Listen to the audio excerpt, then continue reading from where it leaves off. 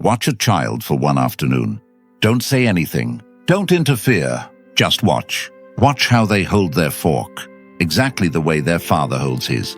Watch how they roll their eyes when something bores them, exactly the way their mother does. Watch how they hesitate before asking a question. That half second of doubt, that quick glance toward the adult in the room, as if checking whether curiosity is permitted today. You will not be watching a child. You will be watching a recording. A child comes into this world as something close to a philosopher. They ask why without embarrassment. They touch things they are told not to touch. They cry without apology and laugh without permission. They are, for a brief window of time, genuinely themselves, and then slowly, patiently, lovingly, that is corrected. The parents call it raising. Robert Greene would call it conditioning. There is a kind of stupidity that doesn't know it's stupid.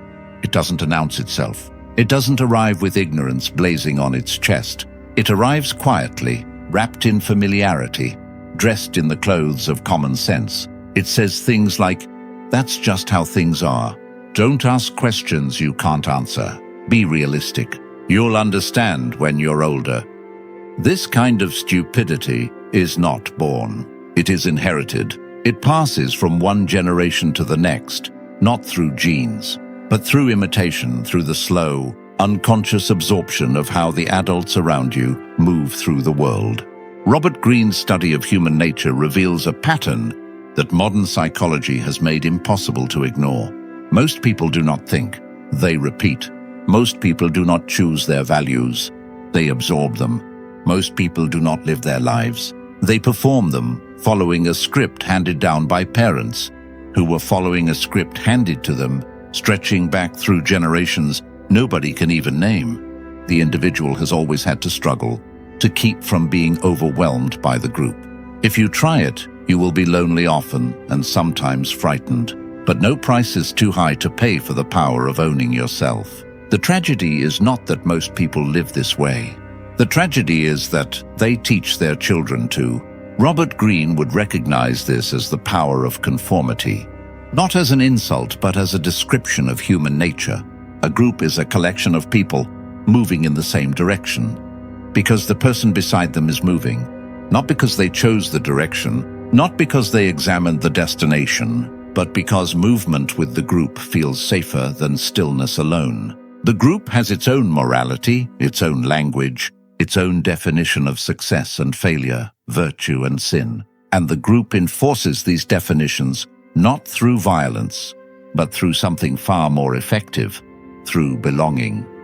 You want to belong, don't you? Every human being does. It is one of the deepest drives we carry. This is what makes conformity so powerful and so dangerous. It doesn't force you to comply. It simply makes non-compliance feel like exile. It makes the person who questions feel like the problem. It makes the child who asks too many questions feel like a burden.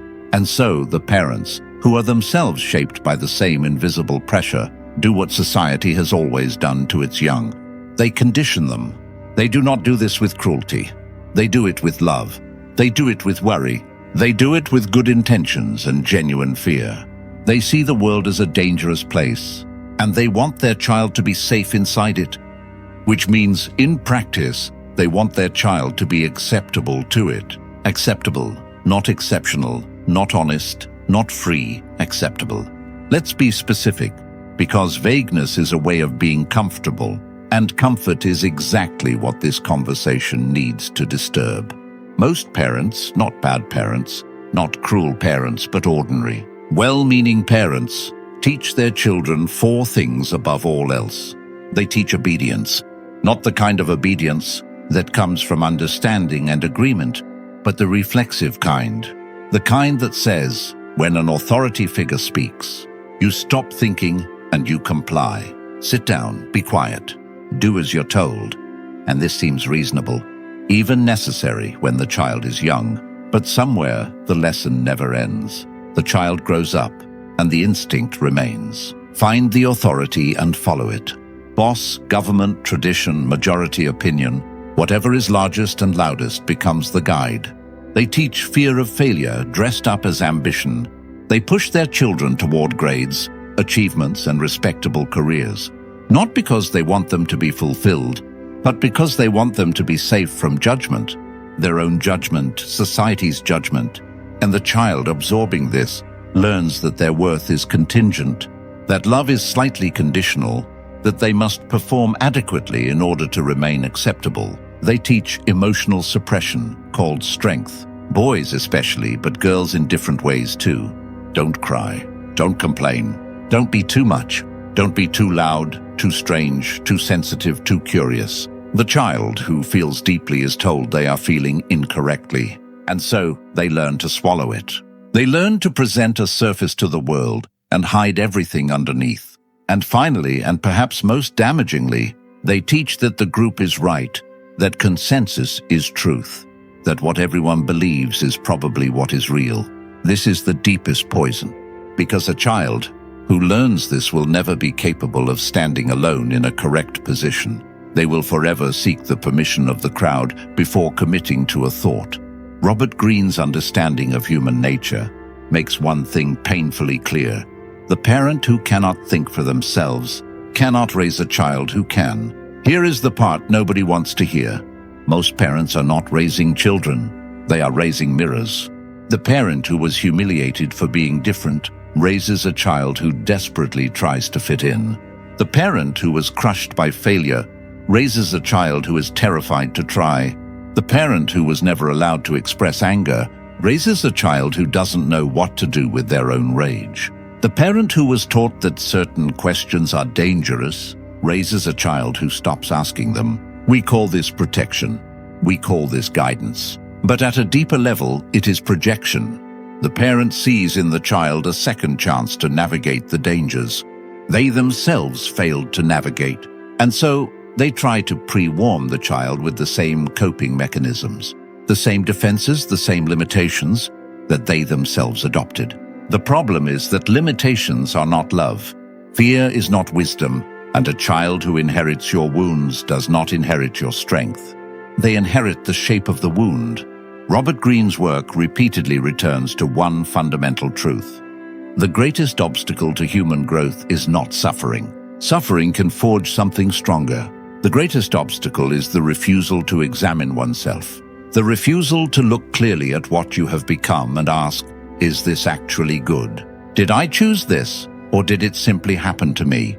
Most parents never ask this question about themselves, and so they cannot possibly model it for their children. The person who cannot command themselves will always be commanded by something else. The parent who has not mastered themselves will inevitably impose their unmastered self upon their child.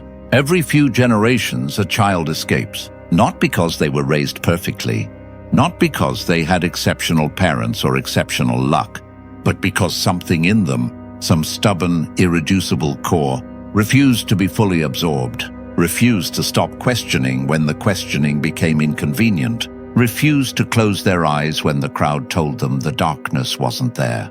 Robert Greene would recognize this as the beginning of true self-mastery, but not mastery in the crude sense of domination over others. Power, in the internal sense, the capacity to impose form on your own existence, to choose your values rather than inherit them, to take the raw, painful material of your life and shape it into something that is genuinely yours. He would recognize the person capable of this as someone who has done the difficult, unglamorous, often lonely work of becoming themselves. This person does not emerge from comfort. They emerge from friction. They emerge from the experience of being told one thing and feeling another, and choosing, slowly and painfully, to trust their own perception. They emerge from the experience of being wrong repeatedly and publicly, and surviving it. They emerge from the willingness to be misunderstood by their parents, by their peers, by society, and to bear that misunderstanding without being destroyed by it. You cannot raise this person by protecting them from everything that might hurt. You raise this person by teaching them that hurt is survivable.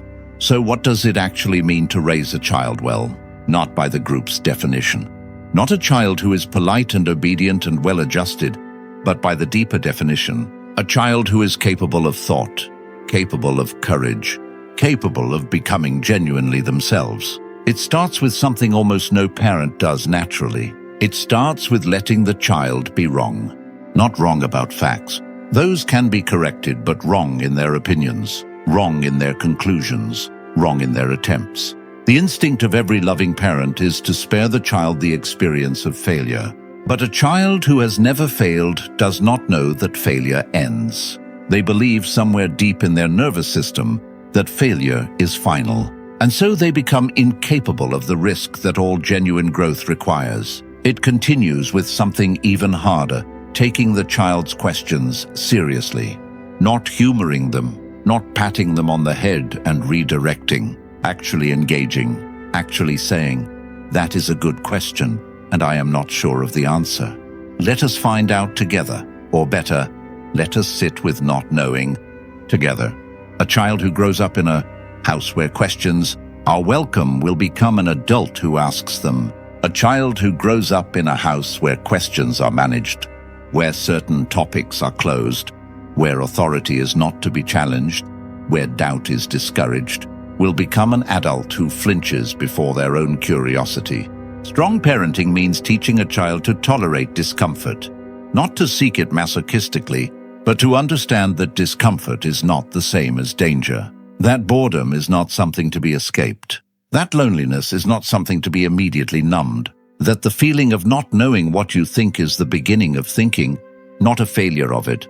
It means allowing the child to disagree with you, even about important things, especially about important things. The parent who cannot be questioned by their own child is teaching the child that authority is more important than truth. And this lesson will follow the child into every relationship, every institution, every moment of their life when they should speak and instead stay silent. It means being honest about your own failures, not performatively, not as a way of burdening the child with your emotional life, but as evidence that failure is livable, that a person can be broken and rebuilt, that making mistakes does not make you contemptible. It means, in the deepest sense, raising a person rather than a version of yourself. The greatest gift a parent can give is not safety. It is the capacity to navigate a world that will never be fully safe. Robert Greene's own life and work emphasize the importance of understanding human nature, developing independence of thought, and learning through the realities of failure rather than hiding from them. He understood something about inheritance that most parents never examine. That what we pass to the next generation is not primarily what we say. It is what we are. It is the quality of our attention, the depth of our honesty, the breadth of our courage, or the absence of those things. A parent who has never questioned their own beliefs will raise a child who doesn't know that beliefs can be questioned. A parent who has never sat alone with uncertainty will raise a child terrified of not knowing. A parent who has never disobeyed anything, not a rule, not a consensus, not a quiet internal pressure to be less than they are, will raise a child who obeys everything. And the world will be full, as it is full, of people who obey everything, who stand in the right lines, who say the right words, who hold the right opinions for their particular tribe, who wake up at 50 and feel somewhere beneath the accumulated right decisions, a quiet and sourceless grief. The grief of a life that was performed rather than lived. This is what conformity produces. Not monsters, just absences. Just people-shaped spaces where a person might have been. The question is not whether you love your children. Of course you love your children. The question is whether that love is large enough to want more for them than safety. Whether it is honest enough to model something worth imitating. Whether it is brave enough to allow them to become something you didn't plan for. Robert Greene writes about the necessity of transforming the raw material of life into something that is genuinely your own. The child who becomes something rare, something genuine, something free. That child was not protected from chaos. They were taught to navigate it. And the parent who teaches that, who holds their own uncertainty without collapsing, who tells the truth without needing to be thanked for it, who loves fiercely without needing the child to remain small. That parent is doing something genuinely difficult, something the group will never applaud, something that may not even be recognized until long after the parent is gone. When the child, now grown, now tested, now standing alone in some difficult moment, reaches inside themselves and finds unexpectedly something solid. Not an instruction, not a rule, not a voice telling them what to think, just the quiet, unshakable knowledge that they are capable of thinking, that they have always been capable of thinking, and that someone once believed that before they did.